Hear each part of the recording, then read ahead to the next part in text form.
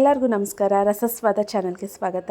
ಇವತ್ತು bread pizza ಮಾಡೋದು ಹೇಗೆ ಅಂತ ನೋಡೋಣ. ಮಕ್ಕಳಿಗೆಲ್ಲ ಅಂತೂ ಫೇವ್ರೆಟ್ ಫುಡ್ ಇದು. ಮೊದಲಿಗೆ ನಾನಿಲ್ಲಿ ಪನ್ನೀರ್ ಸ್ಟಿಕ್ಸ್ನ ರೋಸ್ಟ್ ಮಾಡ್ಕೊತಾ ಇದ್ದೀನಿ. ಒಂದು ಸ್ವಲ್ಪ ಬೆಣ್ಣೆ ಹಾಕ್ಕೊಂಡು ಆ ಪನ್ನೀರನ್ನ ರೋಸ್ಟ್ ಮಾಡ್ಕೊಂಡು ಹಾಕ್ಕೊಂಡ್ರೆ ಚೆನ್ನಾಗಿರುತ್ತೆ ಟೇಸ್ಟು. ಹಾಗಾಗಿ ನಾನು ಈ ಥರ ಸ್ಟಿಕ್ಸಾಗಿ ಕಟ್ ಮಾಡ್ಕೊಂಡಿದ್ದೀನಿ. ರೋಸ್ಟ್ ಮಾಡ್ಕೊಳ್ಳೋಕೆ ಈಸಿ ಆಗುತ್ತೆ ಅಂತ. ಸಣ್ಣ ಸಣ್ಣ ಕ್ಯೂಬ್ ಮಾಡಿಕೊಂಡ್ರೆ ಒಂದೊಂದು ರೋಸ್ಟ್ ಮಾಡೋಕ್ಕೆ ಕಷ್ಟ ಆಗುತ್ತೆ ಅಂತ ಈ ಥರ ಸ್ಟಿಕ್ಸನ್ನೇ ಆಮೇಲೆ ನಾವು ಎಷ್ಟು ಚಿಕ್ಕದಾಗಿ ಬೇಕೋ ಅಷ್ಟು ಚಿಕ್ಕದಾಗಿ ಕಟ್ ಮಾಡ್ಕೊಂಡು ಇಟ್ಕೋಬೋದು.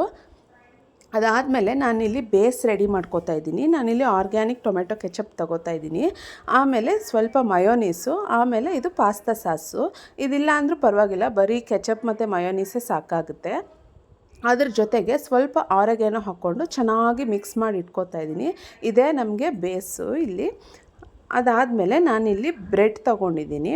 ಬ್ರೆಡ್ ತೊಗೊಂಡು ನಾವು ತವದ ಮೇಲೇ ಆದರೂ ಜೋಡಿಸ್ಕೋಬೋದು, ಇಲ್ಲ ಸಪ್ರೇಟಾಗಿ ಜೋಡಿಸ್ಕೊಂಡಾದರೂ ತವದ ಮೇಲೆ ಇಡ್ಬೋದು. ನಾನು ಕೇಳೋದಾದರೆ ಫಸ್ಟೇ ಸಪ್ರೇಟಾಗಿ ಎಲ್ಲ ರೆಡಿ ಮಾಡಿ ಇಟ್ಕೊಂಡು ಆಮೇಲೆ ತವದ ಮೇಲೆ ಇಡಬೇಕು.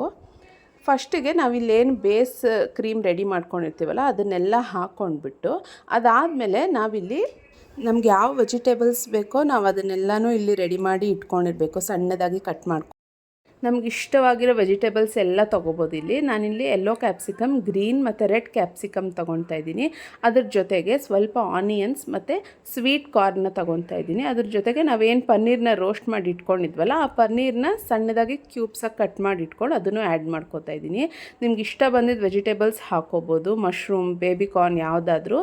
ನಾನಿಲ್ಲಿ ಆ್ಯಲೋಪೆನೋನ ಆ್ಯಡ್ ಮಾಡ್ಕೋತಾ ಇದ್ದೀನಿ. ನೀವು ಬೇಕಾದ್ರೆ ಆಲಿವ್ಸು ಹಾಕ್ಕೋಬೋದು, ಇಲ್ಲ ಅಂದರೂ ಸ್ಕಿಪ್ ಮಾಡ್ಬೋದು. ಅದ್ರ ಮೇಲೆ ಆರೆಗ್ಯಾನೋನ ಸ್ಪ್ರಿಂಕಲ್ ಮಾಡಿಬಿಟ್ಟು ತವಾಗೆ ಬೆಣ್ಣೆ ಹಚ್ಚಿಟ್ಕೊಂಡು ಸಿಮ್ಮಲ್ಲೇ ಮಾಡಬೇಕು. ಇದು ತವಾಗೆ ಬೆಣ್ಣೆ ಹಚ್ಚಿಬಿಟ್ಟು ಅದಾದಮೇಲೆ ನಾವಿಲ್ಲಿ ಏನು ಬ್ರೆಡ್ಗೆ ಎಲ್ಲ ಜೋಡಿಸ್ಕೊಂಡಿರ್ತೀವಲ್ಲ ಅದನ್ನೆಲ್ಲ ಇಟ್ಬಿಟ್ಟು ಅದ್ರ ಮೇಲೆ ನಾನು ಚೀಸ್ ಹಾಕ್ಕೋತಾ ಇದ್ದೀನಿ.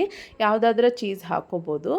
ಚೀಸೆಲ್ಲ ಚೆನ್ನಾಗಿ ಜನರಸ್ಸಾಗಿ ಹಾಕ್ಕೊಂಡಾದಮೇಲೆ ನಾನು ಇನ್ನೊಂದು ಸ್ಲೈಸಿಗೂ ಅದೇ ಥರ ನಾವೇನು ಸಾಸ್ ರೆಡಿ ಮಾಡಿ ಇಟ್ಕೊಂಡಿರ್ತೀವಲ್ಲ ಅದನ್ನು ಹಚ್ಚಿಬಿಟ್ಟು ಇದ್ರ ಮೇಲೆ ಇಟ್ಬಿಟ್ಟು ಚೆನ್ನಾಗಿ ಟೈಟಾಗಿ ಪ್ರೆಸ್ ಮಾಡ್ತಾಯಿದ್ದೀನಿ. ತಿರ್ಗಾ ಅದ್ರ ಮೇಲೆ ಬೆಣ್ಣೆ ಹಚ್ಕೋತಾ ಇದ್ದೀನಿ. ಇದನ್ನು ನಾವು ಸ್ಲೋ ಆಗಿ ಕುಕ್ ಮಾಡಬೇಕಾಗುತ್ತೆ, ಆವಾಗ ಚೆನ್ನಾಗಿ ಕ್ರಂಚಿಯಾಗಿ ಬರುತ್ತೆ. ನೋಡಿ ನಾನಿಲ್ಲಿ ಮುಚ್ಕೊಂಡು ಒಂದು 2 ನಿಮಿಷ ಅಷ್ಟೇ, 2 ನಿಮಿಷ ಬೇಯಿಸ್ಕೊಂಡು ತಿರ್ಗಾ ಫ್ಲಿಪ್ ಮಾಡ್ಕೋತಾ ಇದ್ದೀನಿ. ಆ ಕಡೆ ಇನ್ನೊಂದು 2 ನಿಮಿಷ ಬೇಯಿಸ್ಕೊಂಡ್ರೆ ರೆಡಿ ಆಗಿಬಿಡುತ್ತೆ.